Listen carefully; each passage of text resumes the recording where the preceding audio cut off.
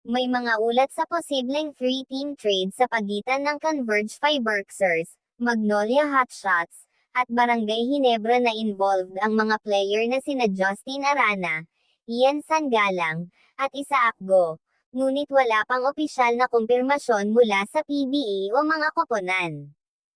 Ayon sa mga ulat, si Justin Arana ay posibleng mapunta sa Barangay Ginebra, habang si Ian Sangalang naman ay posibleng mapunta sa Converge Fiberxers at si Isaac Go ay sa Magnolia Hotshots posibleng mapupunta. Ang posibleng trade na ito ay maaaring magbigay ng mga benepisyo sa mga koponan na involved. Sa Converge Fiberxers, makakakuha sila ng karagdagang big at strong forward tulad ni Ian Sangalang na isang veteran big man na may karanasan at kakayahang umiskor at mag-rebound, na makakatulong sa kanila na makasunod sa mga nangungunang koponan sa liga. Habang ang Magnolia Hotshots ay makakakuha ng young at athletic big man tulad ni Isaac Go, na makakatulong sa kanila na mapalakas ang kanilang front court. At sa Barangay Ginebra San Miguel ay makakakuha ng mahusay na big man sa pagdating ni Justin Arana na kayang umiskor at kumuha ng rebound na makakatulong sa kanila na mapalakas ang kanilang roster. Ang epekto ng trade na ito sa mga koponan ay maaaring maging malaki. Para sa Barangay Ginebra San Miguel, makakakuha sila ng isang mahusay na young big man na si Justin Arana, na makakatulong sa kanila na mapalakas ang kanilang front court. At maaaring magbigay ng mga bagong oportunidad para sa mga player na sina Japet Aguilar at Troy Rosario. Para naman sa Converge Fiberxers, makakakuha sila ng isang veteran big man na si Ian Sangalang, na makakatulong sa kanila na mapalakas ang kanilang front court at magbigay ng karanasan. At maaaring magbigay din ito ng mga bagong oportunidad para sa mga young player na sina Justin Baltazar at Juan Gomez de Liaño. At para naman sa Magnolia Hotshots, makakakuha sila ng isang mahusay na young center na si Isaac Go, na makakatulong sa kanila na mapalakas ang kanilang front court. At maaaring din magbigay ito ng mga bagong oportunidad para sa mga player na sina Mark Barroca at Paul Lee. Ang trade na ito ay maaaring magbigay ng mga benepisyo sa mga koponan na involved, ngunit depende sa mga kakayahan ng mga player na involved at sa mga plano ng mga koponan. Ang mga koponan ay maaaring gumawa ng mga adjustment sa mga bago nilang player upang makapag-integrate sila sa sistema ng koponan.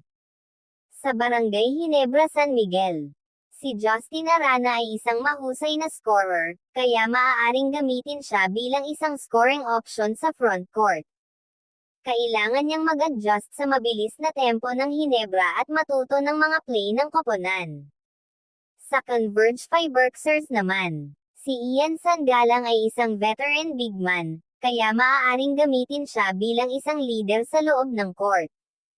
Kailangan niyang mag-adjust sa mga young player ng Converge at tulungan sila na mag-improve. Habang ang Magnolia Hotshots naman, si Isaac Go ay isang mahusay na young center, kaya maaaring gamitin siya bilang isang defensive anchor sa front court. Kailangan niyang mag-adjust sa mga veteran player ng Magnolia at matuto ng mga defensive scheme ng koponan. Ang mga adjustment na ito ay depende sa mga kakayahan ng mga player at sa mga plano ng mga koponan. Sa palagay ko, ang Barangay Ginebra San Miguel ang nakakuha ng advantage sa trade na ito. Si Justin Arana ay isang fit para sa sistema ng Ginebra, at maaaring magbigay ng mga karagdagang puntos at rebound sa koponan. Bukod dito, ang Ginebra ay mayroon ng mga veteran player na sina Japet Aguilar at Scotty Thompson, na maaaring tulungan si Justin Arana na mag-adjust sa koponan. Ang Converge Fiberxers at Magnolia Hotshots ay nakakuha rin ng mga magagandang player, ngunit sa palagay ko, ang Ginebra ang nakakuha ng pinakamagandang deal sa trade na ito. Kung sakaling matuloy ang trade na ito, ang mga reaksyon ng mga fans ay maaaring magkakaiba. Ang mga fans ng Barangay Ginebra San Miguel ay maaaring masaya sa pagkuha nila kay Justin Arana, na itinuturing na isang mahusay na young big man ngayon. Ang mga fans naman ng Converge Fiberxers ay maaaring hindi sila masyadong masaya sa pag-alis ni Justin Arana. Ngunit, maaaring makita nila ang potensyal ni Ian Sangalang na tulungan ang mga young player ng Converge. At sa mga fans naman ng Magnolia Hotshots ay maaaring hindi sila masyadong masaya sa pag-alis ni Ian Sangalang. Ngunit, maaaring makita nila ang potensyal ni Isaac Go na mag-improve sa bagong koponan. Ang mga reaksyon ng mga fans ay depende sa mga inaasahan nila sa mga player at sa mga koponan. Kung sakaling matuloy ang trade na ito, ang mga fans ay maaaring mag-adjust sa mga bagong lineup ng mga koponan.